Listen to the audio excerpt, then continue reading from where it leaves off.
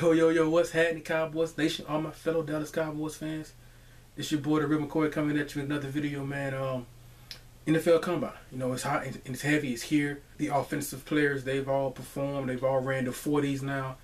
The reason why I want to make this video here is I want to watch the offensive players to see if someone jumps off the television screen at me, to see if there's one of these guys who can sway me as far, because I personally believe our first two picks, whether the Romo trade doesn't happen, or we stand pat at number 28, I still believe our first two picks should be defense, in my opinion. Whether it's first round, second round, some kind of way we make a trade and get two first round, I don't know. You know what I mean? To trade back, I don't know. I just think our first two picks should be defense, in my opinion. So I wanted to watch the offensive players at the Combine to see one of these guys would jump off the board, jump off the screen, and be like, man, we need to grab this guy. You know, there were some standouts now.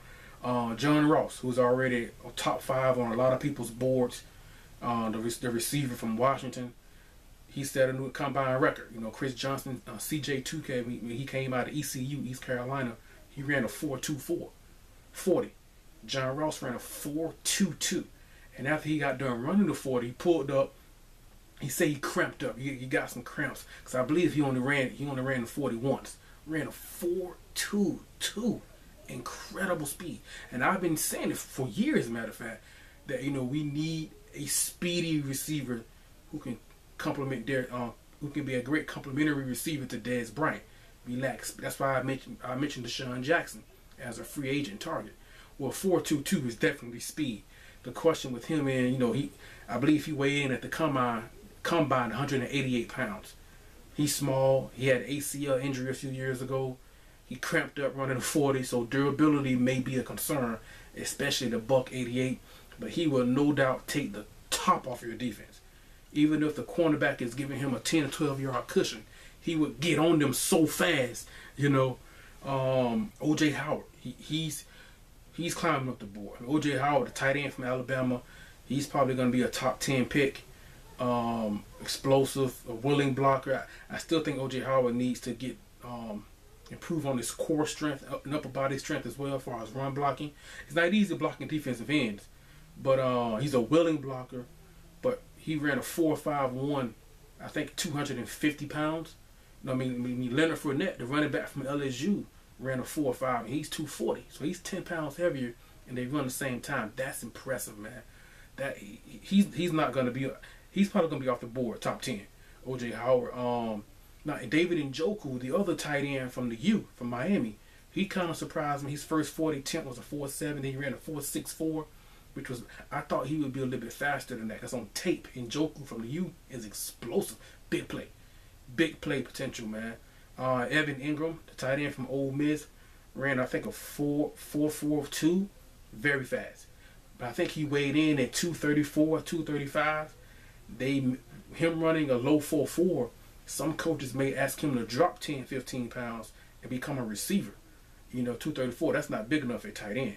You know, unless you run a spread offense like the Saints did with Jimmy Graham, something like that. Or the Chargers with Antonio Gates, then you might be able to get away with it. But you know what I mean? Not what we run in Dallas. But there is, I think the one offensive player, in my opinion, who had the best combine workout, who put together the best performance, was Christian McCaffrey, the running back out of Stanford. Now, he's number 3 on my board as far as running backs, behind Leonard Fournette and Dalvin Cook at the NFL level. But he ran I think his first 40 attempt was a 4.49. Then he ran it again at a 4.59. I don't think he's a 4.4 guy, in my opinion. I think he's consistently a 4.5 guy. Now, we've got Zeke, so there's no need to draft a running back in the first round.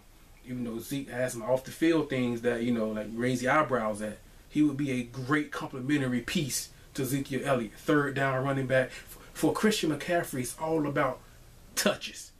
Give him touches. Give him, say, 15 touches out of the backfield. You know, seven of those touches are between the tackles.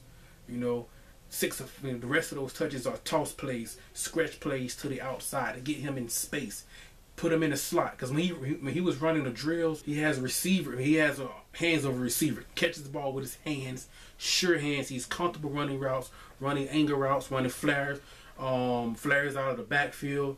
going out to the flats. I mean, deep routes down his wheel routes, corner routes. He looks comfortable in smooth running routes.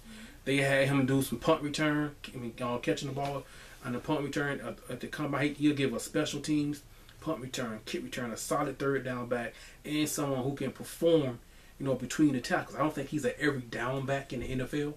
I think he's quicker than he is fast. But with Ezekiel Elliott, I can't see we get him in for. I just can't see that. But he put together the best tape, man. He would be the exact complementary piece to Ezekiel Elliott, no doubt. If Darren McFadden was our starting running back, I would consider drafting Christian McCaffrey in the first round, no doubt. He's that guy. We can put him in the slot, punt return, kick return. He can catch out of the backfield, no doubt. His size, him and Dalvin Cook, their size as far as pass protection may be a little bit of concern. But with Ezekiel Elliott, I just can't see doing that. And that's why I still say, with that being said, now that the offensive side of the ball, if the combine is complete, I still say we go defense with the first 2 picks. Whichever round or whatever those 2 picks are, a trade could happen soon. I still think we need to go defense the first 2 picks. That's why I was curious to watch the offense side of the ball at the combine. So there were some stand-up. I mean, the 4-2-2 for John Ross, 4-2-2. You can't coach that. There's no doubt he would give us that big play. When we were down against Green, even though we got back in the game, we could have used a John Ross to take the top off the defense. 4-2-2, you can't coach that. I don't like this offensive line group, this offensive line class. No Forrest Lamp, things like that. He's to Kentucky, but even though Doug Free's getting up in age, Ron Leary a left guard, he could be gone due to free agency. I mean, I wouldn't with this draft class, this talent, I wouldn't even consider offensive line to the 3rd round. I just don't see the depth and the talent there, in my opinion.